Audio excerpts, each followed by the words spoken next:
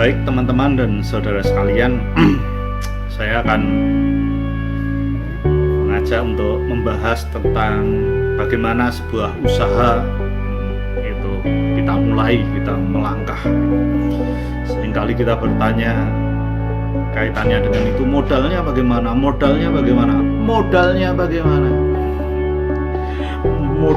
gitu ya. Ya memang modal menjadi hal yang penting, tapi dalam dunia wirausaha modal itu prinsipnya bisa dicari.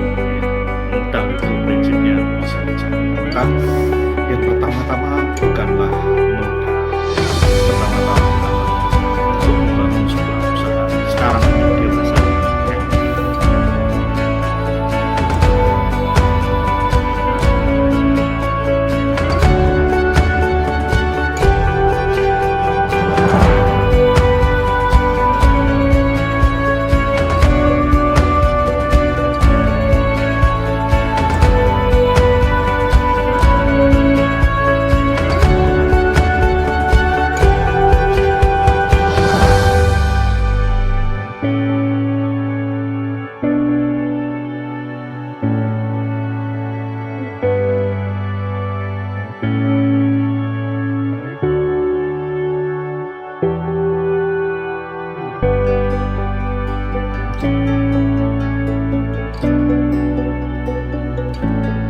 Kita bisa membayangkan kayak Bukalapak itu modalnya berapa gitu.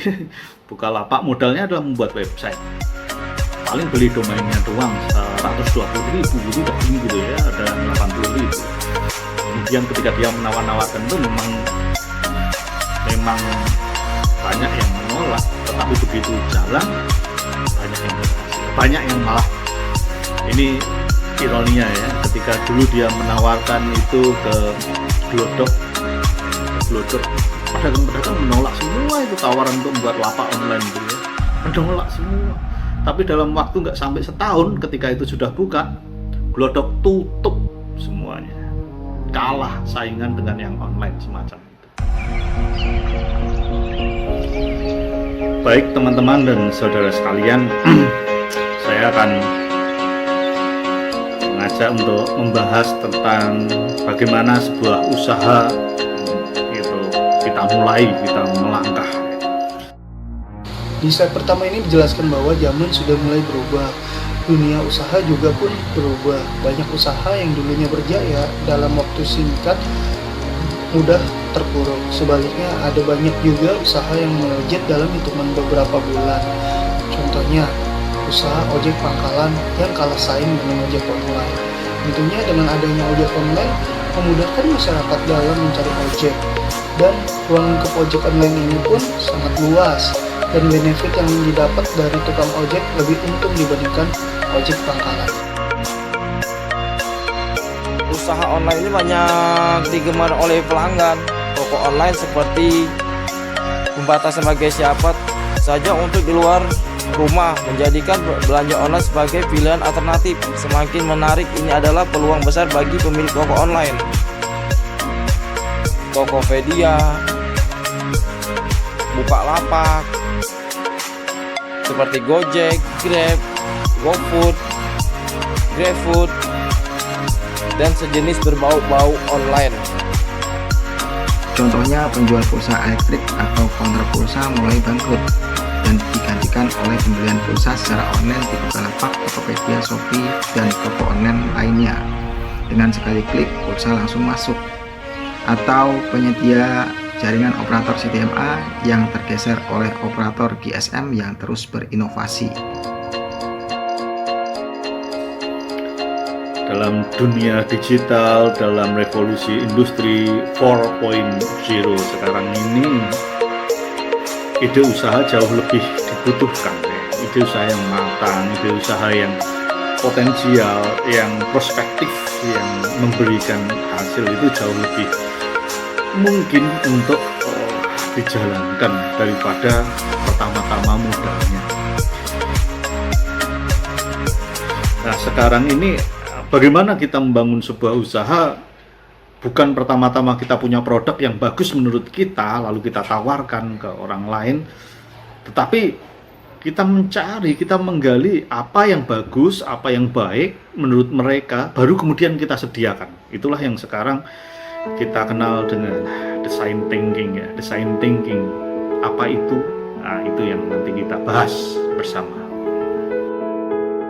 Salah satu dari cara paling manjur mengawali dari nol ide usaha adalah dengan design thinking. Design thinking adalah metodologi desain yang memberikan pendekatan berbasis solusi untuk memecahkan masalah. Design thinking merupakan perumusan dan pemecahan masalah yang berfokus pada manusia sebagai seorang pengguna. Solusi dari permasalahan yang sedang dihadapi oleh entrepreneur atau perusahaan. Solusi yang dicari harus mampu menyelesaikan masalah yang sedang dihadapi oleh pengguna. Perilaku keinginan dari pengguna produk terus berubah dari waktu ke waktu. Sayangnya, perubahan preferensi ini tak selalu terlihat. Itulah mengapa design thinking juga melibatkan pencarian masalah pemikiran apa yang bisa diperbaiki melalui desain.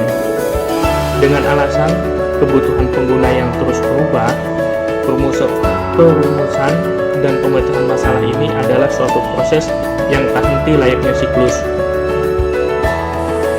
Design thinking kemudian menjadi sebuah inovasi. Pemikiran design thinking adalah suatu proses metode pengenalan terhadap permasalahan manusia yang kemudian menjadi sebuah inovasi dan terciptalah produk yang bermanfaat pada masalah yang terjadi pada manusia. Kemudian di sini saya akan menjelaskan 5 tahapannya, yaitu empati. Untuk tahap pertama ini ialah untuk mendapatkan pemahaman empati dari masalah yang ingin dipecahkan. Pada tahap ini dilakukan pendekatan terhadap customer kita. Empati itu sendiri adalah kemampuan untuk melihat dunia dari sisi orang lain. Kemampuan tersebut dapat kita dapatkan dengan cara melihat apa yang sebenarnya orang lain lihat, orang lain rasakan, dan mendapatkan pengalaman yang sama dengan aktivitas orang lain. Tentunya kita tidak mungkin memiliki pengalaman yang sama 100% dengan orang lain tersebut. Hanya saja kita dapat menempatkan diri pada posisi atau diri orang lain dengan cara mendekatkan diri dengan subjek yang ingin kita rasakan kehidupannya. Setelah mendapatkan pengalaman tersebut, maka kita akan mampu untuk menentukan ide, menentukan pemikiran, serta menentukan kebutuhan sesuai dengan orang lain inginkan. Setelah mengamati dan melibatkan diri dengan user, penting untuk merasakan langsung pengalaman user. Temukan jika perlu ciptakan pengalaman tersebut agar kalian bisa merasakan situasi yang dialami oleh user. Misalkan, sebagai seorang desainer, masalah yang kalian coba selesaikan seringkali bukanlah masalah kalian sendiri, melainkan masalah sekelompok orang tertentu atau user. Ketika membuat desain, penting untuk memahami diri mereka dan apa yang penting bagi mereka, serta kita harus bisa memahami apa yang mereka butuhkan dengan empati tersebut.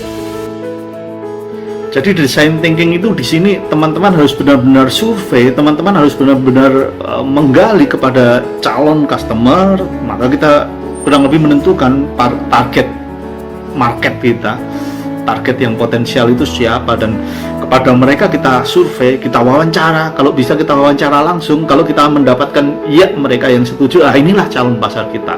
Maka salah satu pertanyaannya adalah, seandainya saya mempunyai produk semacam ini, apakah Anda akan membelinya? Ada beberapa alternatif. Itulah design thinking ya. Kemudian yang kedua adalah define.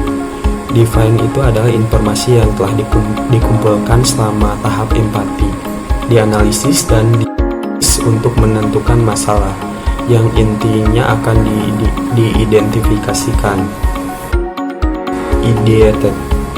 Tahap ini merupakan tahap yang menghasilkan ide. Semua ide akan ditampung guna penyelesaian masalah yang telah ditetapkan pada tahap define.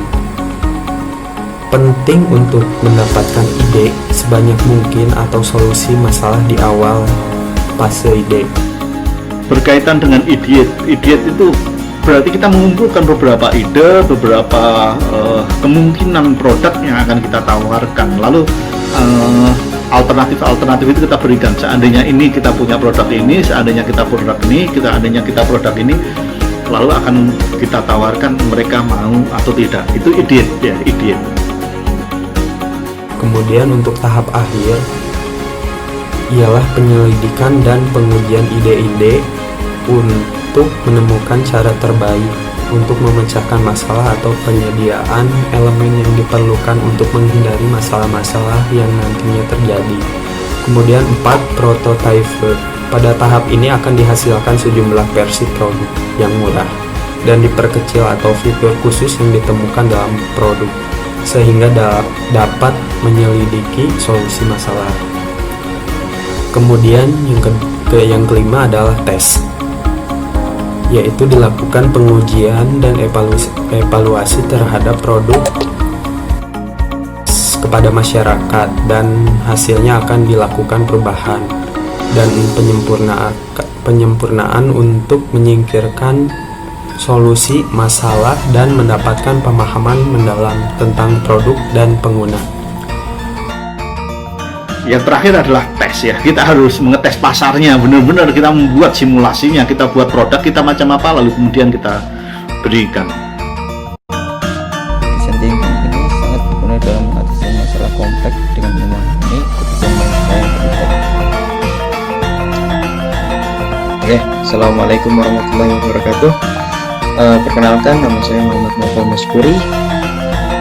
Jadi pada kesempatan kali ini saya akan memberikan satu kesimpulan daripada hasil survei, yang mana yang bisa saya jelaskan di sini adalah bahwa bidang bisnis yang bergerak di bidang jasa desain interior dan arsitektur hunian rumah itu sangat dibutuhkan oleh halayak luas. Nah, pada kasus ini di Indonesia, khususnya nih kepada para milenial yang pada mulai membeli properti, baik itu rumah ataupun apartemen, karena mereka memiliki selera yang khas dan gaya interiornya pun pasti bakalan beda-beda. Nah, maka dari itu pasti itu mereka membutuhkan seorang arsitek untuk mendapatkan ambience yang sesuai dengan gaya yang mereka mau. Nah, semoga dengan ini ke depannya saya mampu untuk membuat bisnis ini lebih berkembang ke depannya, yang mana saya memutuskan untuk membuat satu bisnis startup yang bergerak di bidang konsultan desain interior dan arsitektur hunian rumah. Kemudian di sini nama perusahaan kami yaitu Alpha Arsitektur dan Interior Design. Perusahaan kami adalah perusahaan yang bergerak di bidang jasa arsitektur dan interior. Kemudian nilai yang diberikan kepada klien yaitu perusahaan kami menyediakan jasa desain and build, terutama pada bangunan rumah tinggal tapak, vertikal ataupun komersial. Kemudian sasaran kami yaitu pada klien yang membutuhkan jasa arsitektur dan interior.